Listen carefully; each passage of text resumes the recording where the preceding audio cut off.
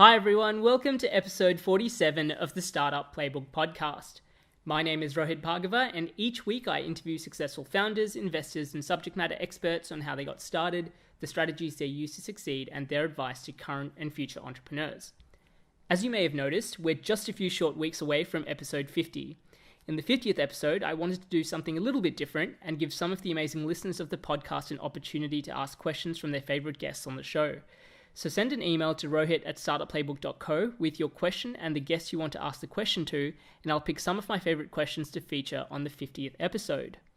So coming back to episode 47, my guest for today's episode is Glenn Gillen.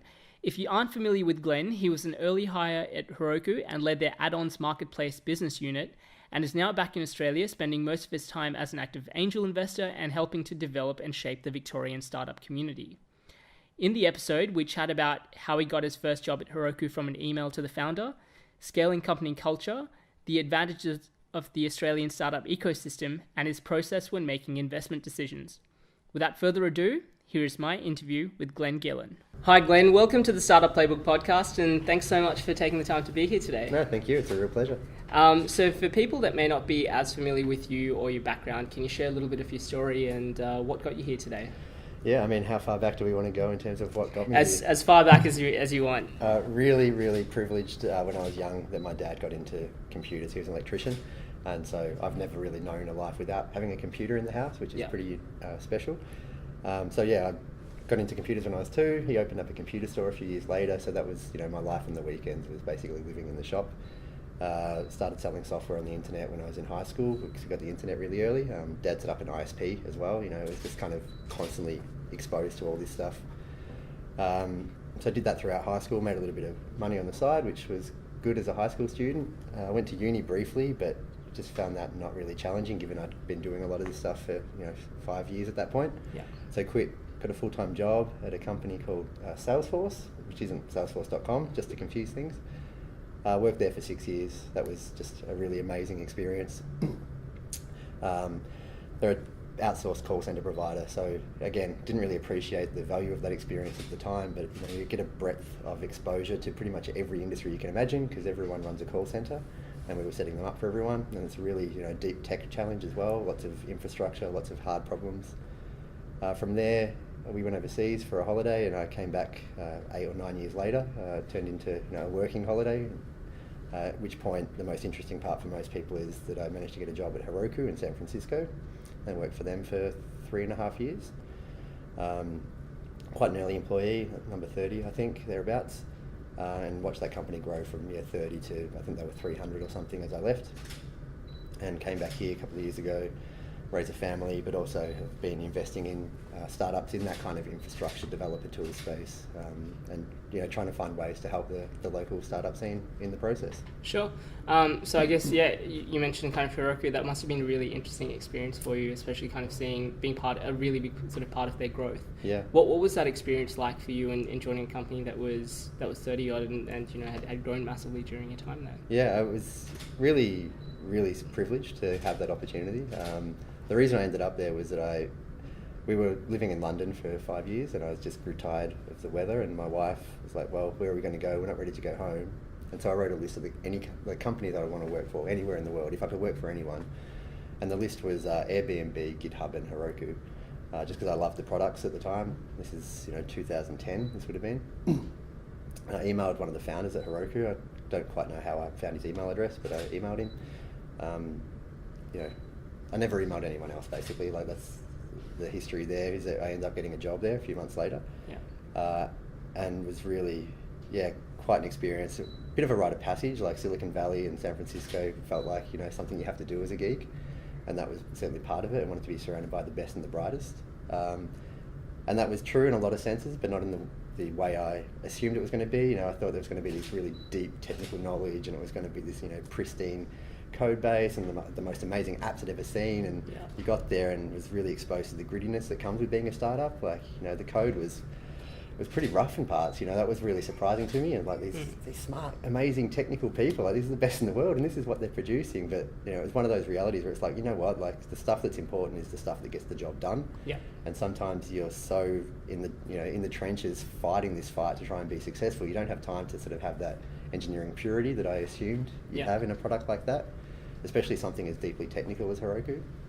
But yeah, just watching that, being part of that growth, seeing different perspectives at different startups, the thing that I really admired most, I think, about the time at Heroku was just the level of consideration that the founders put into so much stuff.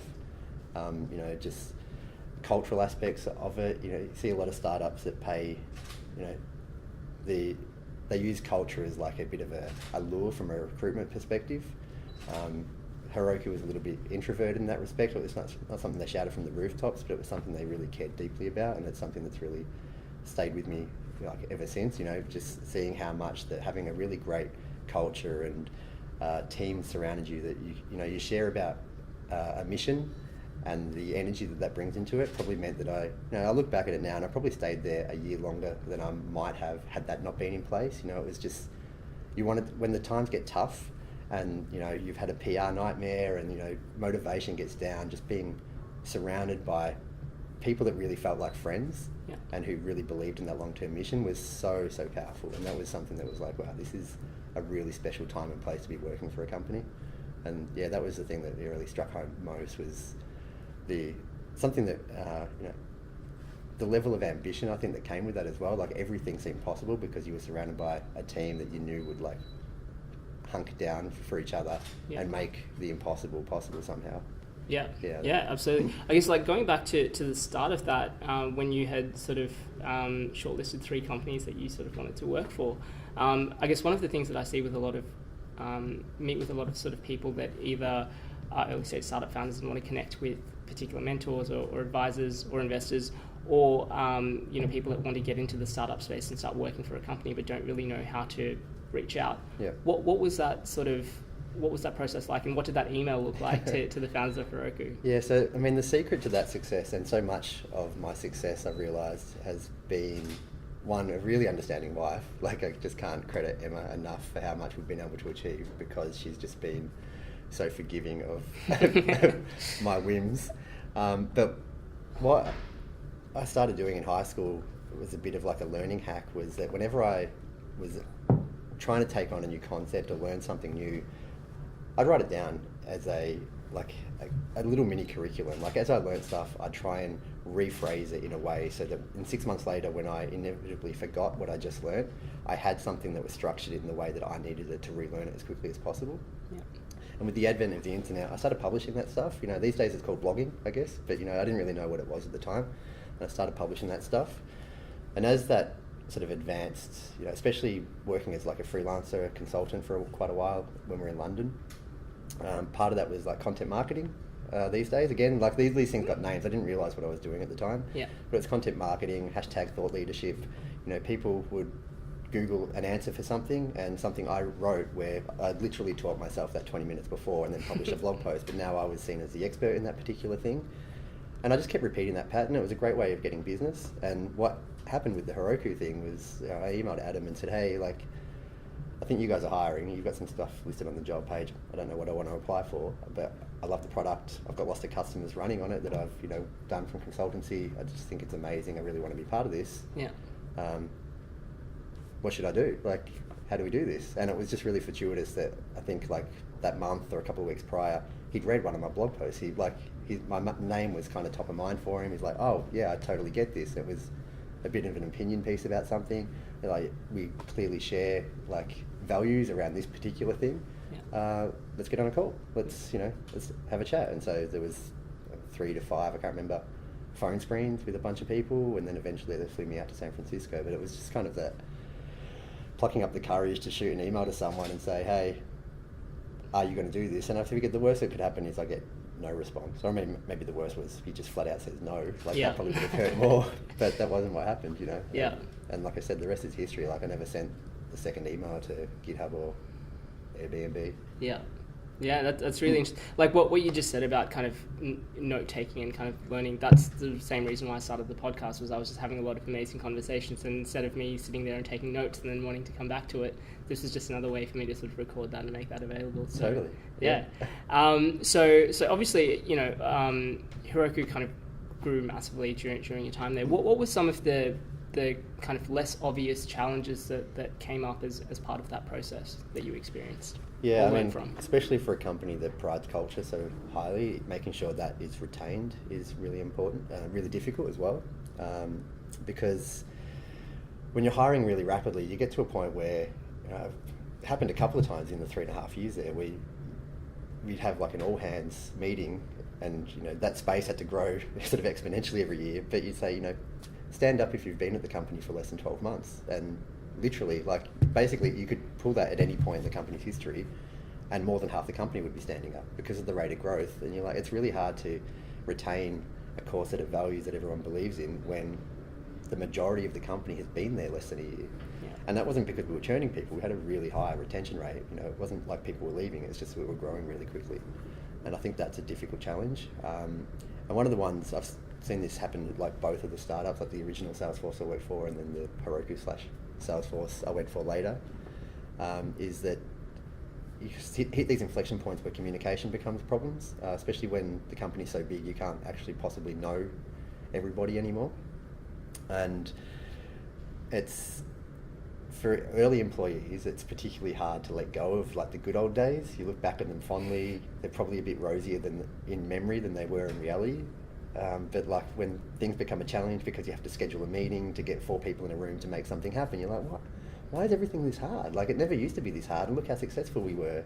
Yeah. And the reality is you just have to sort of go, look, we're actually doing more with more people, and there's more leverage by following this kind of process. And adhering to some old way isn't the value. Like, it's basically making people successful is the thing that we should be valuing, and this is the way we do it at a larger scale. And I think those were the real problems. The other thing that I guess happened culturally over that change, not culturally so much in that as you grow and have, things change in terms of product market fit. Like, I feel like people latch onto this sense of product market fit, and it's this temporal, ephemeral thing. Like, you don't have it forever. At any point in time you have varying degrees of it, and that changes over time. And so unless you're constantly evolving your product, you're going to fall short of the mark. And so as the evolution of the product changed over those years, it was the thing that I came to join to build wasn't the thing 3.5 years later we were needing to build anymore. And so there was kind of this mismatch there in terms of alignment. And so the other thing that I have to sort of, learned the hard way was that there just comes a time where maybe you outgrow a company, or the company outgrows you. And that's kind of what happened with Heroku. Like, I love the company, and it was great, and the people there were amazing, and that was the hardest thing to say goodbye to. But at the end of the day, there was a realization that the product we were building now wasn't the thing I wanted to build, and so it's probably best for everyone that you step away, and that has to happen. Like, I think you have to let early employees go. That's the right thing for the employees, and that's the right thing for the company as you go through different phases. Yeah, absolutely. So coming back into the culture, when you are sort of hiring that quickly and when you're sort of expanding your team, how do you, what were some of the things that Heroku did to kind of try and maintain that culture as much as possible? Yeah, we had what we called a vibe team.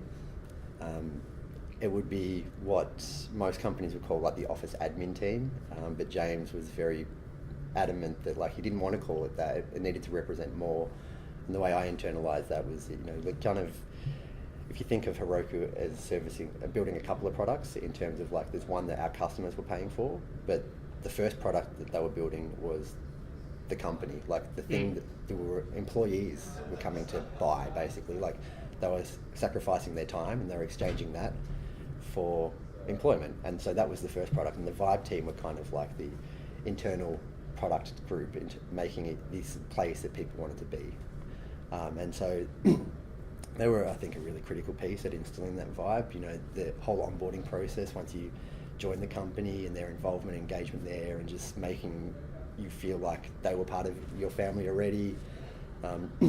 Dinners out, making sure the family were included and everything. There was just so much, manual holding of process and welcoming people, and maybe some literal hugs along the way to make you feel like you're at home. There are a couple of other things, like having worked remotely for them while I was sorting out immigration issues to begin with, and they have catered lunches every day, and it just felt like one of those Silicon Valley excesses, especially being the remote employee who didn't get the lunch. You're like, that's outrageous that the entire company gets a free lunch every day. And then when I got there, and it was like, was one of those things where a week into having experienced that, like, if I have a startup and I have the capital free to like invest in anything, this is the kind of thing I want to do, because that family meal that occurred smack on noon every day, everyone descended down to the kitchen, we sat down, we got our plates, there was this like interchange of all these people that you didn't ordinarily get to work with on a day-to-day basis because they were at different ends of the building or they were working on a different part of the product. That was kind of like this experience where you got to like talk about what was happening and share these stories, and again it was this re-engagement of these really personal experiences that you didn't get otherwise in a really corporate environment. Little things as well, like I remember I made some glib comment about like we have 15 different ways to make coffee, but there was no espresso machine. And someone pointed out to me that if you look at all the different ways we had to make coffee, they all were difficult to make a single cup. You had to make multiple cups, and they all took time. Like everything, there was a pour over, or there was a siphon, or there was whatever you wanted. And so coffee was going to be something that you were going to like if you were going to take a break, you were going to invest in time in taking a break. It wasn't going to be a quick pit stop fix, and you're going to have to do it with someone else. And so there's just little things like that's kind of a bit of a glib example, but that was just a pattern that you saw time and time again, where it wasn't explicitly written up on a wall, but the environment was designed in such a way to just try and force people to come together and talk about stuff. Yeah, that's great. So what was it, coffee that brought you back to Melbourne? Yeah, I mean, San Francisco is not bad for coffee these days. It's certainly got better. It's probably slightly above Melbourne in terms of the snobbery you get when they deliver it to you, though. So, I'd certainly appreciate the Melbourne coffee vibe more. So I know one of the things that you've sort of been extremely passionate about is the Australian startup ecosystem in general, and specifically Melbourne, since you're sort of based down here as well. I just wanted to kind of get your read on, compared to your experience with Heroku and in SF. What do you sort of see? How does Australia compare to what's sort of happening globally? So I came back a few times for visa runs and different things while we're over there, and especially when an employer is paying for that flight, you feel this need to justify your existence in the country, and so go to a meetup, do a little bit of a side hustle. Hey, where are you running your apps? Like, maybe we can help you. And the vast majority of people I spoke to were like, oh yeah, we're in Amazon, running in the cloud. Like there was some version of that, which was very different to going to a conference in North America or Europe where it was, we're thinking about doing stuff. I didn't think much of it at the time. And then when I moved back here and started talking to founders and seeing what I could do, I think what I realised was that for a bunch of environmental reasons, in part, aging infrastructure, I think Australia has invested really heavily in like this cloud native, cloud first approach to doing software, not running stuff on premise if you can at all avoid it. And out of the back of that, we've now got 10 years, like a couple of generations of technical talent that just assume that's the way you do things. And that's actually a really unique perspective in the world. I think we're at this massive advantage here. The problem with that though is that because everyone thinks that's normal, that there's a whole group of people here that don't realise how unique their perspective of the world is. And I think we have a baseline of technical talent that is kind of at the forefront of technical approaches. And I think there's a whole bunch of other stuff that's really great about the local ecosystem, not just sort of that baseline talent level. And I'll qualify that. Like I think the thing I miss most about San Francisco is the accidental serendipitous collision with these really amazing thought leader type people that you bump into, people that have pioneered an entire field that you just ran into in a cafe or something. That's something that doesn't happen here. You don't have that access to the people who invented a thing, and that's something that I'd like to see more of here, but it's a longer term play. Yeah. But the other thing I think is great about the local ecosystem is that there's a healthy level of cynicism towards a growth for the sake of growth mindset, and vanity metrics and things that you kind of know don't make a lot of sense. I think we treat with the right level of cynicism and skepticism, and that building viable long-term sustainable businesses is something that is positive, again, rather than just sort of pouring money on a thing and worrying about the financials later. And we have a really deep level of experience with building successful companies, REA, Car Sales, Seek, like the first sort of vanguard of the previous .com companies have been long-term successful and have people with great product experience and great technical experience that have got this real cloud-first approach to doing stuff. I think there's lots of environmental stuff here to really love about the local ecosystem. It just needs a bit of a catalyst to get things spinning. Yeah, absolutely. I think one of your points about the focus on building sustainable businesses, I think one of the things that is often sort of talked about a lot in the Australian startup ecosystem is how difficult it is to get funding and those sort of things. But as you said, I think that kind of forces a lot of startups to think about how do we actually generate revenue and how do we build profit and how do we build it sustainably, because we might not have any other option. Yeah. Which is interesting. Obviously one of the tough parts of that is you don't have as long a runway to figure it out. But potentially that means, if it doesn't work out on your first time, you've learned so many lessons from having to be creative and having to bootstrap the first time that, it gives you a higher likelihood of success in the second or third. Yeah, definitely. And I think what's one of the things, I speak to lots of founders who complain about the lack of VC industry here, or lack of accessibility to capital and things like that. And I think they're looking at it from a slightly misguided perspective in that, we've got 26 years of unprecedented economic growth in this country. A lot of that on the back of, two primary industries like mining and resources and like financial services, and especially residential property in particular in that space. And I think if you look at it from an investor's perspective, you have an opportunity cost with anything that you invest your money into. And we've got two industries that are really simple to understand, possibly capital intensive in digging stuff out of the ground and sending it overseas, or buying a house. But they've returned double-digit returns for decades now, and a relatively low risk in that regard and well understood. And so it's like, cool, you can pitch a consumer-facing mobile app that's going to help me find the best sushi restaurant in Melbourne and ask for $1 million because that's what it's going to cost you to give you a couple of years of runway. Or I could invest that money in a house in Sydney, and it's not so much about we don't have an industry. We're one of the wealthiest countries per capita in the world. It's just that we've had simpler things that have provided as good returns, and so it's not so much. I don't feel the obligation is on the VC industry to step up and make this stuff work. It's just you got to come up with de-risk it more, come up with better ideas, come up with a better pitch and a more compelling story around why you were a better investment than an investment property in Sydney, because that's really what you're up against, I think. Yeah, absolutely. And I think, obviously sort of slowly things are sort of starting to change as well. Yeah. A lot of the sort of conversations that I'm having on the podcast and off it as well with a lot of investors are, they're seeing a lot of movement and a lot more sort of founders, maybe it's a second or third go, kind of come back to that earlier point as well, and are just, the businesses are better, the pitches are a lot better, they've got more things together. And so what we're seeing on the other side is that there are more and more VCs that are opening up and bigger funds that are sort of coming into the market as well. So I think it's a natural sort of occurrence of filling the supply and demand from both sides. But in terms of kind of looking at the Victorian or the Australian startup ecosystem, and you touched on this a little bit earlier as well, but what are some of the things that you would like to see change or like to improve in the coming years? I mean, to serve my own self-interest, we've talked previously that I've been trying to get this thing called pick and shovel off the ground, because I looked at the local market and I was like, if I was going to start a startup here, what's the things that are missing? What would drag me back to San Francisco? I don't want to live there. I want to raise my family in Melbourne.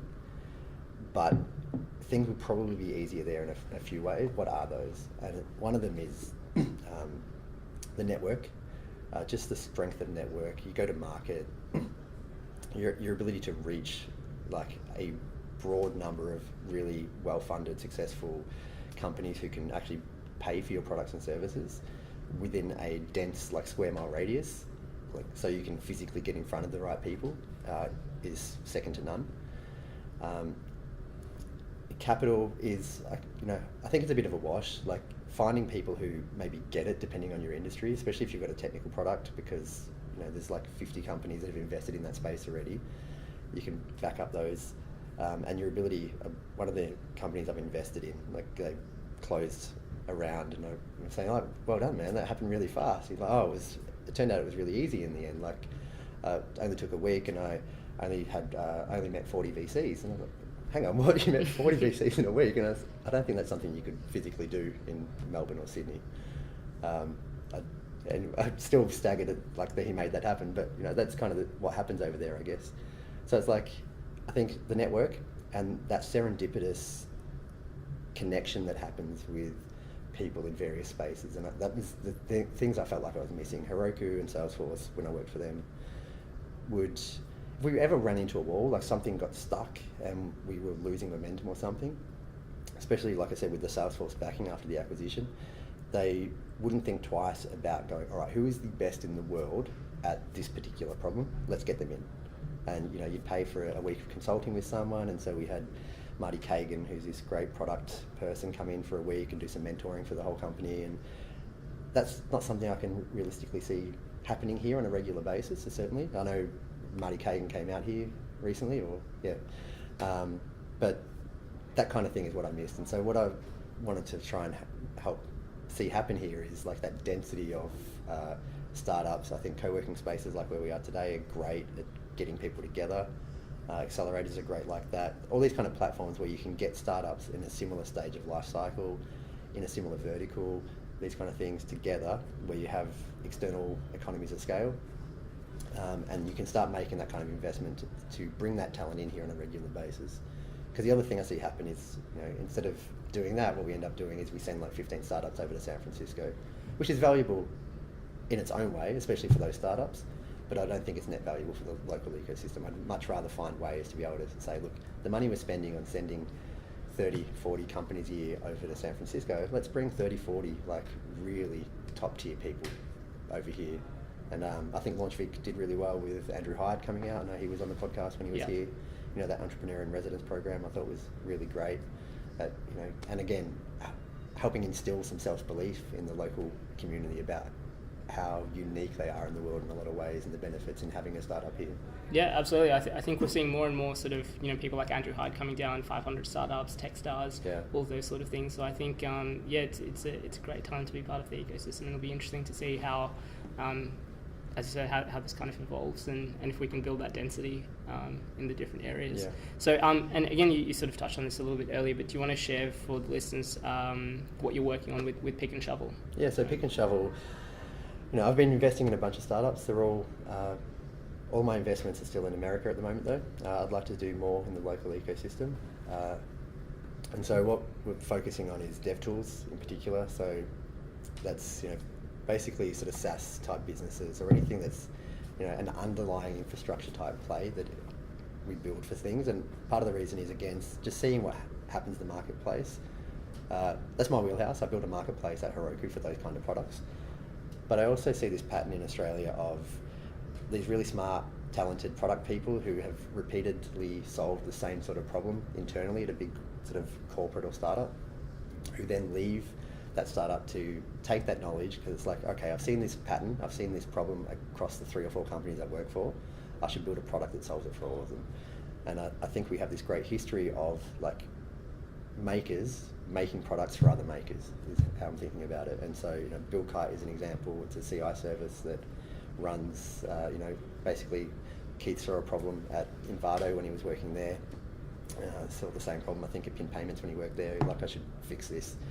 Now they've got a team of 5 working out of Fitzroy doing really well. Calibre is performance metrics monitoring for end user stuff. So you see all these back end sort of, your app took 2 milliseconds to respond. It's not really representative of what customers are seeing. It's not a useful thing to be sort of, hanging your hat on about how much you're improving your experience. So Calibre is a much better way of managing that. And I just see these patterns, and even the successful companies like 99D, Envato, like they're not selling necessarily directly to consumers. Like they're basically web developers and people like myself who go on there, need a logo done for some other thing that they're building. Atlassian, again, is like, serving these underlying things, campaign monitor. I just think that's been our wheelhouse for a long time, but it's also been kind of underserved because it's a hard story to sell in a newspaper. It's like this, nerdy, behind the scenes, back officey type thing. But I think that's our strength in so many ways. And so I just want to find a way again of like helping support these companies, building up like a network of peer companies that are collaborative, that share similar customers, that are able to help each other. If I can find a business out of that somehow myself, is yet to be seen. But I just want to find a way to get these companies together and out in the open a bit more, because I think that's one of the other problems that, you look at the disparity between the local ecosystem and somewhere like California. whereas there's that American brashness of screaming about what you're doing from the rooftop, and so many founders here are doing great work, but they're just busy with the business of doing great work and not spending enough time talking about the great work they're doing, and just aren't visible enough. And so whatever anyone can do to sort of bring visibility to that kind of stuff, letting people see what's going on and how they can help each other, I think would be really valuable. Yeah, absolutely. And I think that was one of the things that sort of Matt Allen mentioned as well, is you know, especially when it comes to developers, and I see this on both sides. So, you know, you've got developers that are very sort of product centric and will just focus on that. And on the flip side, you have a lot of non-tech founders who are just waiting for the product to build to kind of tell their story. Do you have any sort of advice on how people can go about in terms of shaping that story, or how they can sort of send their message out to a wider audience? Yeah, it's really tricky for the developer tools space in particular, I think, because, like I said, you know, Australians in general have that healthy level of cynicism around a lot of stuff, I think, but developers in particular, I think, are a particularly cynical bunch when it comes to like buying products. And so it's certainly a space where you need to give value first before you can have an ask, I think. I've seen lots of different ways of doing that. There's, you know, the content marketing stuff I was talking about before, where, you know, kind of building your product out in the open and talking about the trials and tribulations in that from a technical perspective has been really successful for lots of companies, in part, you know, exposing that you know what you are talking about in some respects and just giving you some visibility. There's sort of that engineering as marketing type hack I see a lot of times, where you build a free product or some hosted thing so someone can, you know, see how they rank against some peers, maybe, you know, like I could imagine with a performance analytics tool, for example. It's like some hosted thing, you run it, you see how you do, and it's like, well, actually, you know, we have this other thing. And so there's lots of different creative ways to do that. Yeah. I think the biggest challenge for all these founders is that their happy place is building stuff, like they're makers, and the natural thing is to be making, and that's when you don't feel confident about a skill set that you've not practiced before. The default position is to shy away from it and go back to the thing that you feel strong about. And so, the difficult thing is to get them out of that experience and say, look, you've got a product that people love. You've got, you know, 100 people using it. You've got to stop building stuff. Like, you've got to start telling people about it. You know, stop doing the easy bit, and this is where the hard work comes. You've got to knuckle down and start trying to knock on some doors and sell. Basically, is, you know, the challenge for a lot of them. Yeah, absolutely. I think one of the biggest things that I kind of see with that is everyone's kind of looking for the hack, or they're kind of looking for the shortcut.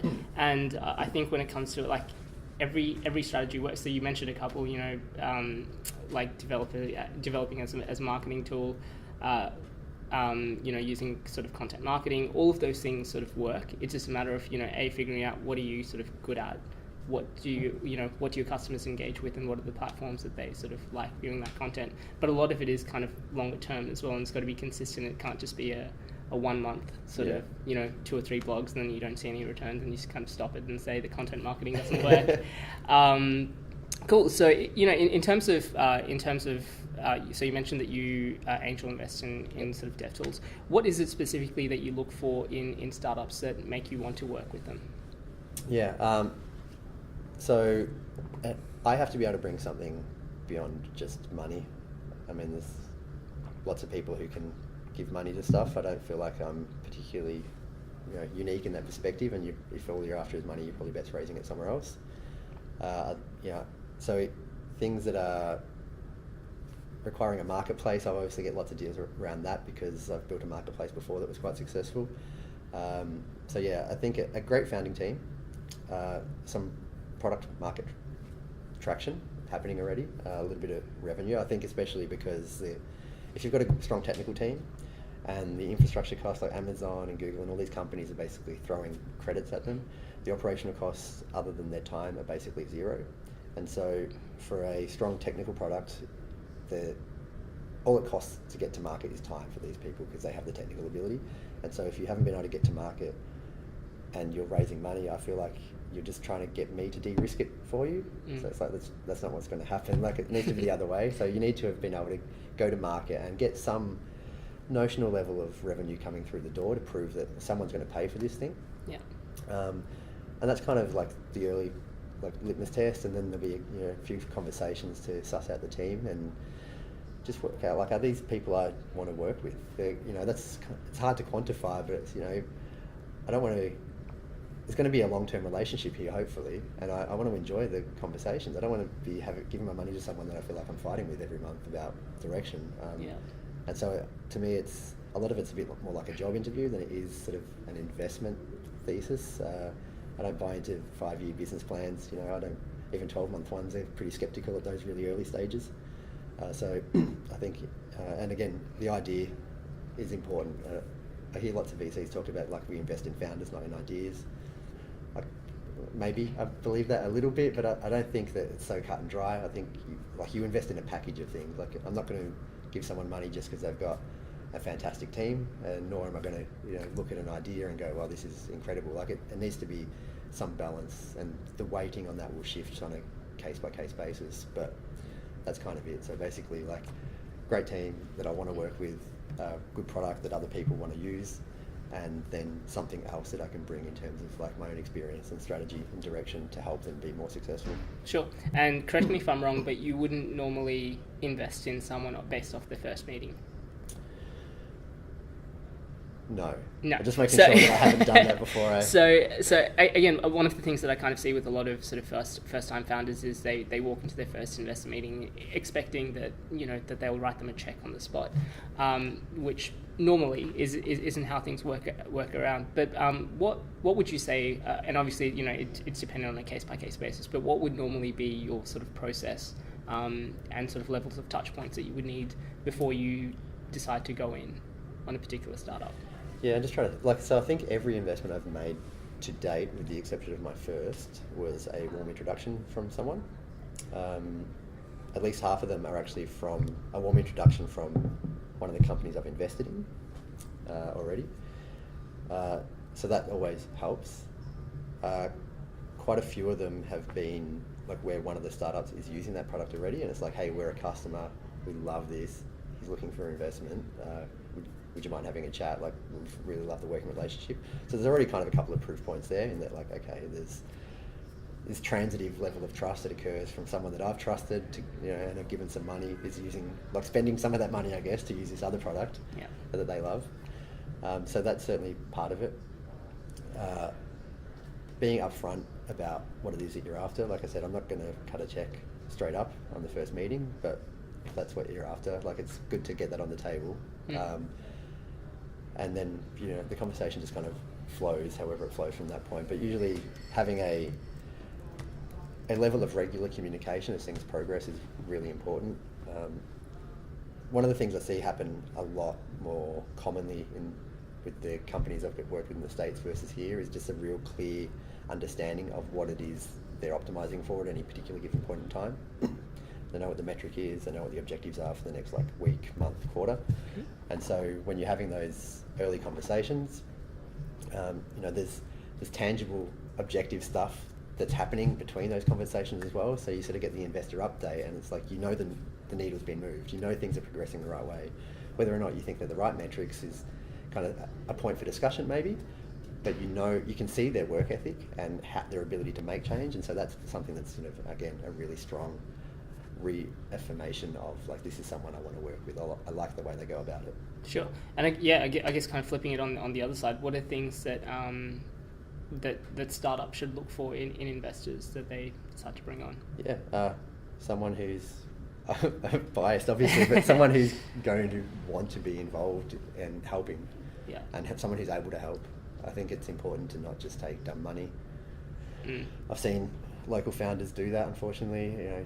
Someone has offered them some money and it seems alluring at the time, and so they take it, and then it's a first-time investor themselves. I've seen happen before, and so they end up taking a big chunk of the company and don't provide anything other than money, and then 6 to 12 to 18 months later, when that company tries to raise a second round because things have actually gone really well, and now you end up having these really difficult conversations with the next investors who don't like the initial terms, and then you're having to get. So I think it's important to, like, make sure that you're taking money from the right people. Again, especially, it seems weird when you have founders complaining about the difficulty of access to capital in Australia and the lack of VC industry, but then the number of founders I see who have raised money on bad terms because we're kind of in some areas at least, certainly I think in that angel stage, maybe a little bit too awash with capital or friends and family rounds and other stuff. I'd say just try and find a really good strategic partner. Don't just take the money for the sake of having the money. Yeah, I guess one of the things that people don't get, or that I see sort of startups don't consider, is that when they take money from someone, you're essentially adding another person onto your team, and if they don't share the same vision, especially when they're an investor and putting the cash into the business, it can cause a lot of issues where they don't necessarily need to be. Yeah, I think that's a really common pattern I see, especially that really early stage.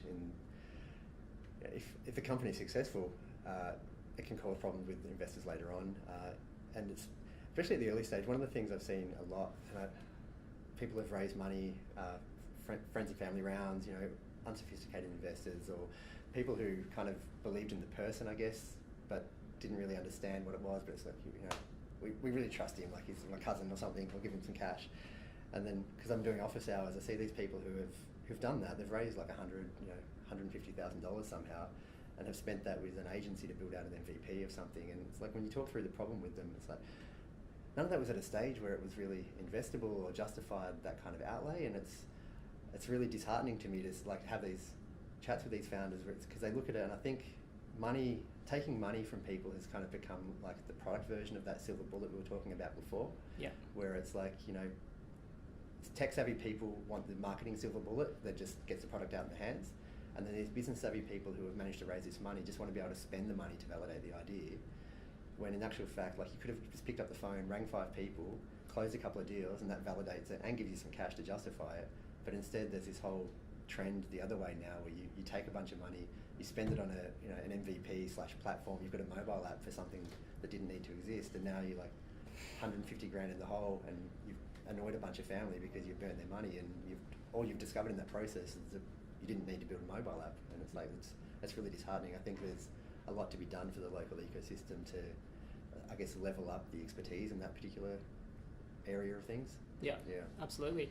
And so is Pick and Shovel the main sort of vehicle that you're investing in startups through now? Yeah, that's right. Yeah, so it's myself, Matt Allen helped spin it up with me as well, and still helped me work on it, and Locke Donald, who used to be at 99 Designs, and we had a bunch of investors. We're trying to get an accelerator and a bunch of other stuff off the ground. The current sort of scope of it is scaled back a little bit, just to help basically invest in dev tool startups.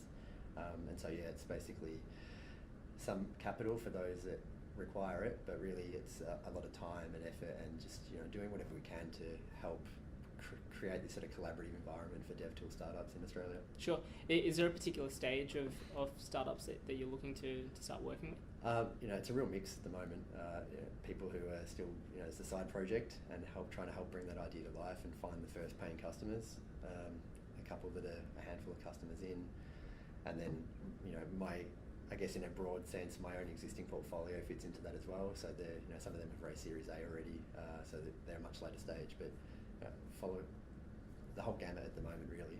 Yeah, fantastic. For anyone that kind of wants to get in touch with you about Pick and Shovel, what's the best way for them to do that? Just hit me up at glengillen.com, or my website glengillen.com, 2 N's in Glenn. Or find me on Twitter. Yeah, perfect. I'll make sure that those links are in the show notes. Glenn, thanks so much for your time and for sharing your insights and experiences today. Thank you very much. Cheers. Cheers. Thanks for listening to episode 47 of the Startup Playbook Podcast. You can find the show notes of my interview with Glenn, along with a curated list of tools and resources for startup founders at startupplaybook.co. As always, you can join the conversation through our Twitter account. The handle is @PlaybookStartup. Next week, I'll be interviewing Dave Shine. Dave can be considered one of the leading experts when it comes to global expansion. He helped expand Google's offices and launch products such as G Suite in countries such as India, Ireland, and Poland, before moving on to join Yelp as their first international hire and help them expand into 30 different countries during his role there as the Director of European Operations and the Director for the Asia Pacific region at Yelp. He's now based in Melbourne, where he advises and sits on the board of several startups, angel invests in companies, and is actively helping to grow the Australian startup ecosystem. In the episode, we chat about the metrics Dave looked at when deciding where and how to expand, what makes a good mentor-mentee relationship, and why teams are the most important thing that investors look for. Don't forget to subscribe to stay up to date with our latest episodes, and don't forget to email me the questions that you have for episode 50. Thanks for listening, and I'll see you at episode 48. next week.